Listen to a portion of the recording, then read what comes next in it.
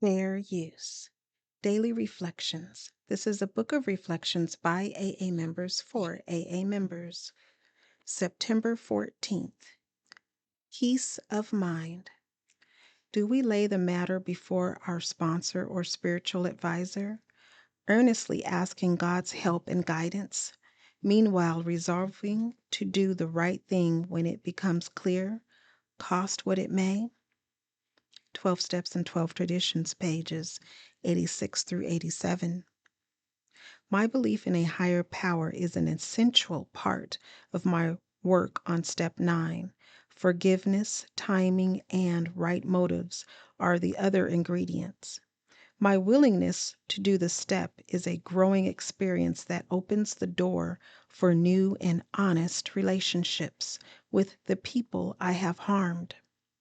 My responsible action brings me closer to the spiritual principles of the program, love and service. Peace of mind, serenity, and a stronger faith are sure to follow. Courage to Change One Day at a Time in Al-Anon, September 14th.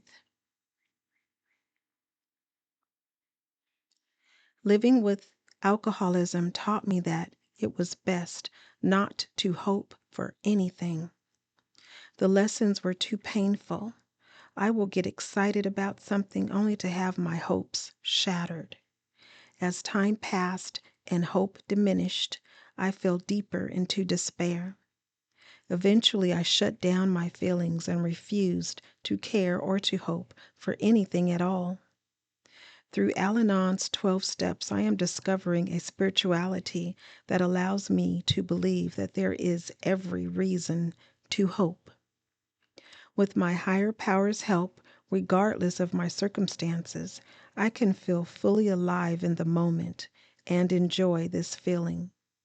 The painful lessons of a lifetime are not unlearned overnight, but Al-Anon is helping me to learn that it is safe to feel, to hope, even to dream. Today's reminder: it is risky to care. I may be disappointed, but in trying to protect myself from pain, I could cut myself off from the many delights that life has to offer. I will live more fully today. There is a quote from Samuel Ullman, and it reads, "Years may wrinkle the skin, but to give up enthusiasm wrinkles the soul." Just for today, Daily Meditations for Recovering Addicts, September 14th. Secrets are reservations. Eventually, we are shown that we must get honest or we will use again. Basic Text, page 85. Everyone has secrets, right? Some of us have little secrets, items that would cause only minor embarrassment if found out. Some of us have big secrets, whole areas of our lives cloaked in thick, murky darkness. Big secrets may represent a more obvious, immediate danger to our recovery, but the little secrets do their own kind of damage. The more insidious, perhaps because we think they're harmless.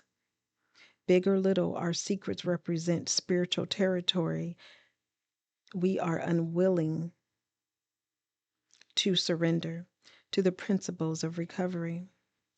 The longer we reserve pieces of our lives to be ruled by self-will, and the more vigorously we defend our right to hold on to them, the more damage we do. Gradually, the unsurrendered territories of our lives tend to expand, taking more and more ground. Whether the secrets in our lives are big or little, sooner or later they bring us to the same place. We must choose: either we surrender everything to our program or we will lose our recovery. Just for today, I want the kind of recovery that comes from total surrender to the program. Today I will talk with my sponsor and disclose my secrets, big or small.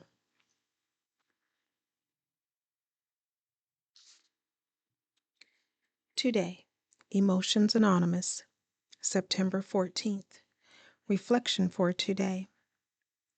Many people I meet in the course of my life will not like me.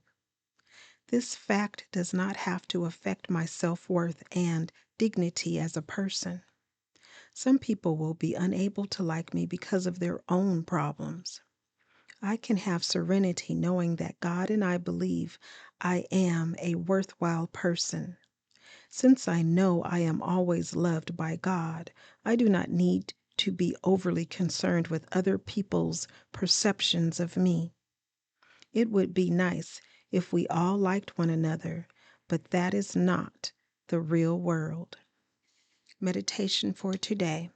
Help me realize my self-worth and dignity as a person.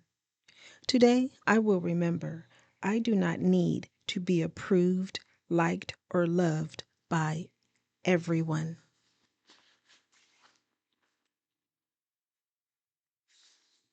Strengthening my recovery. Meditations for adult children of alcoholics, dysfunctional families. September 14th. Mistakes. Each time we judged ourselves without mercy for common mistakes, there was loss. BRB, page 199. Many of us raised in dysfunctional families got the message that there was no room for error. We may have been raised by controlling parents who expected perfection. We were scolded or even abused for making mistakes. We weren't allowed to be kids and learn from our mistakes or taught that making mistakes was part of being human. We internalized this judgment. Even after we left our childhood homes, we treated ourselves harshly when we made mistakes. Recurring thoughts may have kept an underlying anxiety alive within us, such as, I'm afraid I'm going to get in trouble. I'm afraid I'm going to get caught. Some of us were ashamed of mistakes that we lied or cheated to cover them up. We might even have tried to numb ourselves from the anxiety of it all by engaging in addictive or compulsive behavior. When we embrace ACA recovery, we discovered that we can reveal our imperfections in a supportive fellowship. We can openly share stories of what we used to hide and receive loving acceptance. We know we are not alone when we hear someone else share. We feel exhilarated and free when we work the steps. The affirmation reads, on this day I will identify a mistake I made and judged myself harshly for. I will tell this to at least one person whom I trust and feel unconditional acceptance from.